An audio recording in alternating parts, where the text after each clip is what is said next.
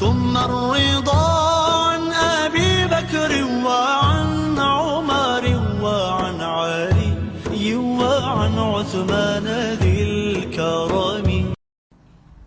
اب جو تاریخی غلطیاں میں آپ کو بتا رہا ہوں ان میں آگے آئیے کہ وہ بیان کرتے ہیں. اب اندازہ کیجئے کہ علامہ ابن قتیبہ جیسا شخص جو آگے کوٹ کر رہا ہوں ایک واقعہ، کیا یہ غلطی کر سکتا ہے؟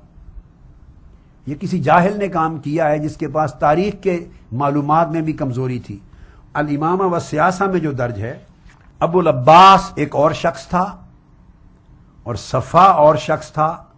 اول خلیفہ عباسی، خلافت عباسیہ کا جو پہلا خلیفہ ہے بانی، اس باب میں وہ کہتے ہیں کہ ایک شخص ابو العباس تھا، ایک صفا تھا، اور ان کے درمیان اختلاف اور دو الگ وجود بنائے ہیں، دو الگ اشخاص بنائے ہیں، جبکہ ابو العباس الصفا ایک ہی شخص کا نام تھا اور وہ خلافت عباسیہ کا بانی ہے. اب ابن قتیبہ اتنا جاہل ہو، قریب زمانہ بنو عباس ہی کا چل رہا ہے جس کے وہ محقق اور ادیب ہیں، اور اتنا بھی پتہ نہ ہو کہ ابو العباس الصفا ایک ہی شخص ہے یا یہ دو الگ شخص تھے. یہ کتاب الامامہ و سیاسہ کی حال ہے. یقیناً یہ نہیں ہو سکتا، ابن قتیبہ کی تحریر نہیں ہو سکتی. اور یہ بات اب آپ کہیں ابن قتیبہ کو مغالطہ بھی تو لگ سکتا ہے، وہ نہیں، مغالطہ نہیں لگا. علامہ ابن قتیبہ کی اپنی ایک اور کتاب ہے جو محقق، جس کا ذکر ان کی تمام کتب کی فہرستوں میں آیا ہے، المعارف. اس کے صفحہ 84 پر ابن قتیبہ نے خلافت عباسیہ کی بنیاد ڈالنے کا تذکرہ کرتے ہوئے ابو العباس الصفا ایک ہی شخص کا کامل نام جا بجا لکھا ہے. تو المعارف میں لکھا ہے کہ ایک ہی شخص ہے، اور وہ ہے بھی ایک ہی شخص. اور الامامہ و سیاسہ میں بیان کے اندر دو الگ شخص دکھائے گئے ہیں، دو الگ کریکٹر دکھائے گئے ہیں. پھر آگے آ جائیے، الامامہ و سیاسہ، اس کا صفحہ 267 کھولیے آپ، جلد 267 صفحے پر. اس میں وہ بیان کرتے ہیں ایک اور بہت بڑی تاریخی غلطی جو ایک عام شخص بھی نہیں کر سکتا. اس میں لکھا ہوا ہے کہ جب خلیفہ مہدی کا انتقال ہوا تو اس نے خلافت یعنی جانشینی اپنے بیٹے ہارون رشید کو دی. خلیفہ مہدی نے اپنے بیٹے ہارون رشید کو یہ خلافت دی، اس کا نام زد کیا خلیفہ اور جانشین. یہ بیان کیا اس نے الامامہ و سیاسہ جلد 267 میں. یہ تاریخی غلطی ہے. مہدی نے ہارون رشید کو نہیں بنایا جانشین. جو صحیح اور ثابت ہے، اور ابن قتیبہ نے خود اپنی کتاب المعارف صفحہ 87 اور 88 پر دوسری کتاب میں لکھا ہے، وہ بیان کیا ہے کہ خلیفہ مہدی کی جب وفات ہوئی تو اس نے اپنے بیٹے موسیٰ الہادی کو اپنا جانشین اور خلیفہ بنایا. المعارف میں ابن قتیبہ نے لکھا ہے کہ مہدی نے اپنے بیٹے موسیٰ الہادی کو جانشین بنایا، اور الامامہ و سیاسہ کہتی ہے کہ خلیفہ مہدی نے اپنے بیٹے ہارون رشید کو خلیفہ بنایا. اتنی بڑی، یہ کوئی غیر معمول عام قسم کے لوگ نہیں ہیں. یہ ساری تاریخ بنو عباس کی ناموں کے گرد گھومتی ہے، اور ابن قتیبہ خود بیان کر چکے ہیں دوسری جگہ پر صحیح، مگر امامہ و سیاسہ غلط حقیقت بتا رہی ہے. جبکہ حقیقت یہ تھی کہ موسیٰ الہادی جانشین بنایا، اور جب الہادی کی ڈیتھ ہو گئی تو اس کے بعد اس نے اپنے بھائی ہارون رشید کو خلیفہ بنایا. الہادی نے اپنی ڈیتھ کے موقع پر اپنے بھائی کو ہارون رشید کو بنایا، باپ المہدی نے نہیں بنایا تھا. اب یہ پوری تصریح المعارف میں ابن قتیبہ کر چکے ہیں، مگر الامامہ و سیاسہ میں اتنی بڑی فحش تاریخی غلطی بیان کی گئی. پھر تیسری چیز آگے آپ اندازہ کر لیں، یہ وہ لوگ ہیں کہ ایسا نہیں ہے کہ کوئی عام درمیانے درجے کے مخفی قسم کے لوگ تھے جن کے بیان کرنے میں معلومات کی غلطی ہو سکتی ہے. بنو عباس کا وہ دور ان شخصیتوں کے گرد گھومتا ہے. ان پر تو کسی اسکول کے طالب علم کو مغالطہ نہیں لگ سکتا. یہ جائے کہ علامہ ابن قتیبہ غلط کرے، اور پھر ابن قتیبہ صحیح لکھ چکے ہیں باقی کتابوں میں. اگلی غلطی یہ وہ بیان کرتے ہیں، الامامہ و سیاسہ میں لکھا ہے کہ ہارون رشید نے اپنا ولی عہد اپنا بیٹا مامون مقرر کیا. ہارون رشید نے اپنے بعد ولی عہد مامون الرشید اپنے بیٹے کو مقرر کیا اور اس کے بعد امین الرشید کو مقرر کیا بعد میں، یہ وہ لکھتے ہیں، جبکہ یہ خود تاریخی غلطی ہے۔ ہارون الرشید نے ولی عہد پہلے مامون کو نہیں بنایا، پہلے امین کو بنایا ہے، اور امین الرشید سے جنگ لڑتے لڑتے جب امین کو مر گیا، مار ڈالا گیا، تو اس کے بعد مامون الرشید ولی عہد ہو کر تو وہ خلیفہ بنائے۔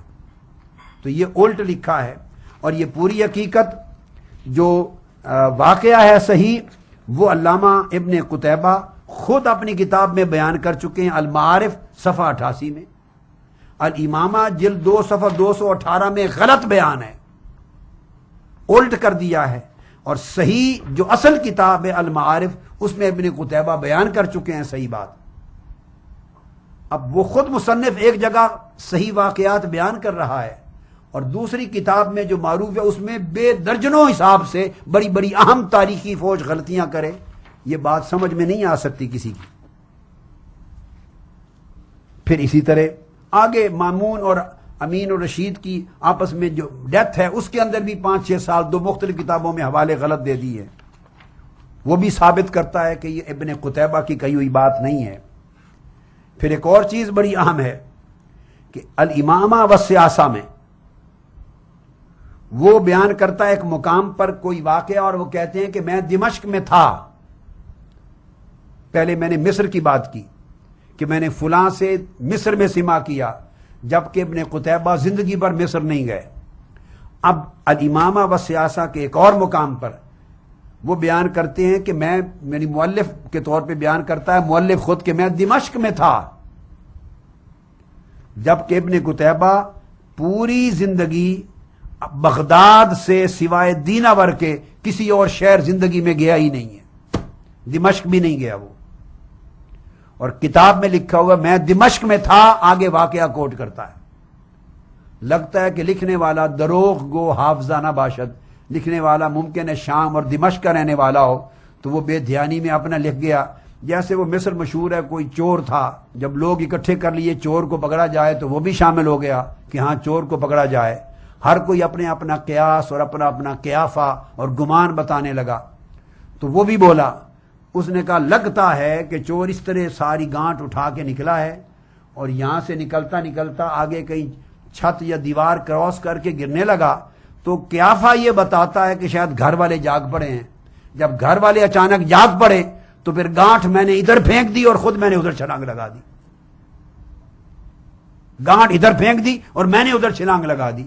یہ کوئی اس قسم کا مصنف ہے دروغ گو، لکھتے لکھتے ذہن سے اتر گیا کہ ابن قتیبہ کی بات کتاب بنا کے لکھ رہا ہوں اور ہوں دمشق میں، تو لکھ گیا کہ میں دمشق میں تھا تو یہ واقعہ ہوا، اور اسے یہ معلوم نہیں کہ ابن قتیبہ صاحب دمشق گئے ہی نہیں ہے زندگی میں۔ یہ دلائل دے رہا ہوں جس کا کوئی انکار نہیں کر سکتا کہ ان تمام شہادتوں کو سامنے رکھ کر کیسے کہتے ہیں کہ یہ کتاب ابن قتیبہ کی ہے۔ پھر آپ آگے چلیے، پھر علامہ ابن قتیبہ کی طرف غلط منسوب اس کتاب میں وہ روایت کرتے ہیں، خود ابو لیلہ سے روایت کرتے ہیں، وہ خود ڈائریکٹ مباشرتاً ابو لیلہ سے روایت کرتے ہیں۔ ابو لیلہ قاضی تھے کوفہ میں، ان کی وفات 148 ہجری میں ہو گئی۔ حضرت ابو لیلہ 148 ہجری میں وفات پا گئے، اور ابن قتیبہ کی پیدائش ان کی وفات کے 65 سال بعد میں ہوئی ہے۔ ابن قتیبہ کی ولادت ابو لیلہ کی وفات کے 65 سال بعد میں ہوئی ہے، اور وہ لکھنے والا ان کی طرف منسوب کرتا ہے کہ میں نے مباشرتاً ابو لیلہ سے یہ روایت کی، سماع کیا۔ یہ بھی غلط، انتہائی اتنا بڑے واضح تضاد اور مکذوبات ہیں جنہیں کسی طریقے سے بھی آپ فٹ نہیں کر سکتے، کوئی توجیہ اور تطبیق ہی نہیں کر سکتے۔ پھر اس کے بعد آگے سنیے، اسی الامامہ والسیاسہ میں اس کتاب کا مؤلف جو ابن قتیبہ بنا بیٹھا ہے از خود، وہ فتح اندلس کے حوالے سے خود روایت کرتا ہے کہ میں نے اندلس کے فتح ہونے کا واقعہ براہ راست ایک خاتون سے سماع کیا جو اس میں موجود تھی، جس نے آنکھوں سے فتح اندلس کا واقعہ دیکھا، کہ میں نے براہ راست ایک خاتون راویہ سے سماع کیا، خبر فتح اندلس کے واقعہ کی جو اس موقع پر موجود تھی، یعنی گواہ تھی جب اندلس فتح ہوا، یہ وہ بیان کرتے ہیں۔ اب جب کہ یہ واقعہ بیان کر دیا کہ ڈائریکٹ اس خاتون سے میں نے سنا، جب کہ اندلس جب فتح ہوا، ابن قتیبہ کی ولادت اندلس فتح ہونے کے 120 سال جب ان کی ولادت ہوئی تو اندلس اس سے 120 سال پہلے فتح ہو چکا تھا۔ ابن قتیبہ کے پیدا ہونے سے اندلس 120 سال پہلے فتح ہو چکا تھا۔ اس کا مطلب ہے وہ جو مائی اس نے گھڑی ہے، جس سے روایت براہ راست سنی، وہ کم سے کم 150 سال کی عمر کی تو ہوگی۔ تو کوئی تاریخی سنین کا جوڑ نہیں ہے، یہ کتاب پڑھی نہیں، بس متعلقہ صفحہ مطلب کا پڑھا، شور مچا دیا۔ اہل سنت کی کتاب میں یہ بھی آیا ہے اور ابن قتیبہ کی کتاب میں آیا ہے۔ اسی طرح یوسف بن تاشفین کی بات آئی ہے، سلطان المرابطین، اس کا واقعہ، اور موسیٰ بن نصیر کا لکھا ہے مراکش کی جو فتح کرنے کا واقعہ، اور اس میں یوسف بن تاشفین سلطان المرابطین کی بات لکھی ہے۔ اس واقعہ کا تذکرہ اور ابن قتیبہ کی وفات پا جانے میں پھر کوئی کم و بیش 250 سال کا فاصلہ ہے، 250 سال کا فرق ہے۔ پھر اس روایت کو لکھ دیا ہے براہ راست اس طرح کر کے۔ الغرض یہ تو ایک لمبی فہرست ہے، پوری کتاب کو دیکھیں تو اغلاط، تضادات، مکذوبات اور جہالات کا مجموعہ ہے۔ یہ ابن قتیبہ جیسے محقق کی کتاب ہو ہی نہیں سکتی۔ اور پھر اس کے بعد ساری تبرہ ہے اور اس کے اندر تہمتیں ہیں، اتہامات ہیں اور مکذوبات ہیں۔ محب الدین الخطیب جو تبری ہیں، وہ کتاب ابن قتیبہ کے بارے میں اپنی مقدمہ کے اندر لکھتے ہیں پوری تحقیق کر کے، یہ ابن قتیبہ کی نہیں ہے۔ اور پھر قدیم علماء نے بھی اس کے اوپر تحقیق کر کے یہ لکھا۔ ابن قتیبہ کا اور مقدمہ ثروت عکاشہ نے لکھا ہے، پوری تحقیق کے بعد اس نے بھی ثابت کیا دلائل سے کہ ابن قتیبہ کی کتاب نہیں ہے۔ عبداللہ اسیلان نے ابن الامامہ و سیاسہ پر تحقیق کر کے ثابت کر دیا ابن قتیبہ کی کتاب نہیں ہے۔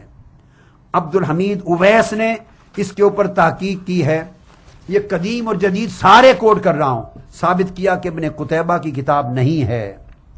سید احمد الصقر نے ثابت کیا کہ ابن قتیبہ کی کتاب نہیں ہے، اس کی تحقیق کی، اس کے اوپر مقدمہ کیا۔ اور تعویل و مشکل القرآن نے صاحب تعویل نے لکھا کہ ابن قتیبہ کی کتاب نہیں ہے۔ حتیٰ کہ الحسینی انہوں نے اپنے رسالہ میں جو الامامہ و سیاسہ کے حوالے سے لکھا، ثابت کیا صفحہ 78-77 پر کہ ابن قتیبہ کی کتاب نہیں ہے۔ الجندی نے ثابت کیا اپنی کتاب میں التاریخ العربی میں کہ ابن قتیبہ کے لیے کہ یہ ان کی کتاب نہیں ہے۔ فاروق حمادہ نے ثابت کیا سیرت النبویہ میں کہ ابن قتیبہ کی کتاب نہیں ہے۔ شاکر مصطفیٰ نے التاریخ العربی والمؤرخون میں ثابت کیا ابن قتیبہ کی کتاب نہیں ہے۔